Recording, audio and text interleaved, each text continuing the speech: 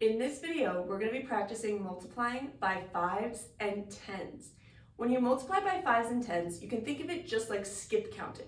If you know how to skip count by 5s and 10s, you can easily use your fingers to match what the multiplication equation is telling you to do. So in our first one, we have 10 times 3. That means I'm going to count by 10 3 times to get my answer. So I go 10, 20, 30. If I've counted 3 times, 30 is my answer. Now, sometimes it will be switched. The commutative property of multiplication states that we can switch the order and still end up with the same answer.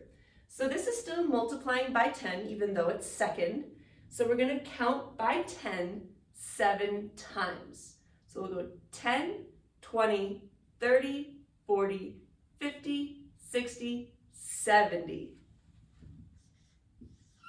You'll also start to notice that there is a little math trick when you're multiplying by 10s.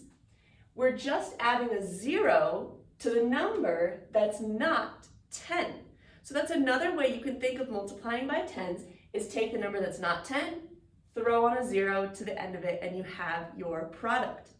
Sometimes you're going to see multiplication equations stacked up like this. Still the same process. This is 10 times 2, so we're going to count by 10 2 times. 10, 20. So our answer, we write it below, is 20. Let's practice some of the 5s. Again, when we know how to skip count by 5, it makes it much easier when we're multiplying by 5s. So if I take a look at the first one, I have 5 times 5. That means I'm going to count by 5s 5 times. 5, 10, 15, 20, 25. So my answer here is 25. Again, we can switch the order. Sometimes 5 will show up first, sometimes it will show up second. Remember, that's the commutative property where we can switch the order for multiplication. 8 times 5. I'm going to count by 5s 8 times.